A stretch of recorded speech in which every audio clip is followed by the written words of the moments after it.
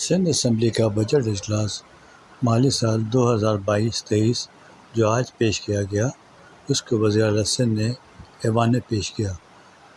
Deputy speaker और कायम मकाम स्पीकर मोहतरमा रेहाना लगारी ने इजलास की सदारत की। अपोजिशन इजलास में बार बार रोड़े अटकाती रही, लेकिन उसके बावजूद भी सीएम ने, जो वज़ीर ख़जाना भी हैं, उन्होंने इजलास में बजट पेश किया और इसका इजलास बर्खास्त हो गया। Akbar Sajwani, face TV, Karachi.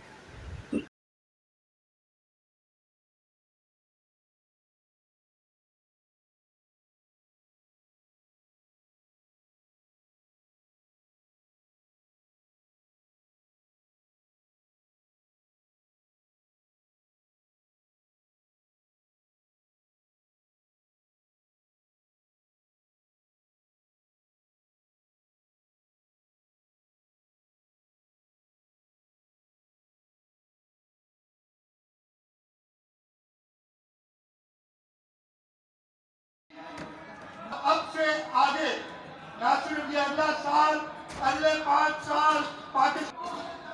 Madam speaker, relief के मेजर्स बताएं। मैं अगले साल की बजट पे आता हूँ। मैं कब से कब्जे लेनी शुरू की, ज्यादा किए उन्होंने। तो कहते हैं गलत बोल रहे हैं आप, 76% पे बड़ा कमाल किया। कर्ज पे चले गए। और इससे मैंने कहा था कमजोर हूँ शेर और शायरी में, लेकिन गालिब का एक शेर पढ़ के सुना देता हूँ। कर्ज की पीते थे मैं और समझते थे कहते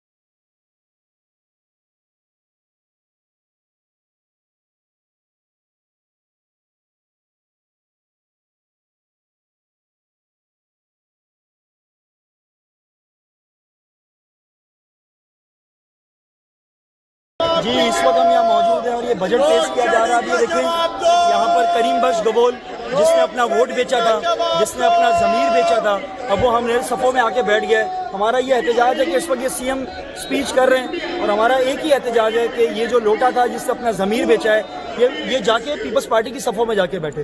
और हम समझते हैं कि ये जो स्पीच कर रहे हैं सीएम साहब, हम इनकी स्पीच सुनेंगे, लेकिन इन्होंने जो लोटा आप पीछे देख सकते हैं, ये करीम बख्श आपको नज़र आ रहा होगा, ये करीम बख्श यहाँ पर आके बैठ गया है, जो कि लोटा है जिसने अपना ज़मीर बेचा, जो पीपल्स पार्टी के हाथों पैसों में बिका।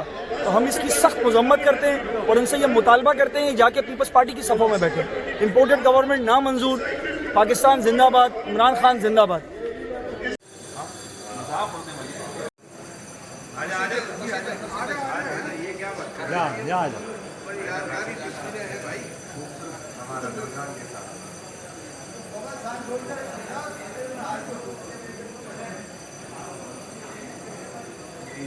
एक मिनट अभी बगैर कायम होगा इंशाअल्लाह ताला। मुझे शहीद जुल्फ़िकार अली भुट्टो याद आते हैं जब हिंदुस्तान ने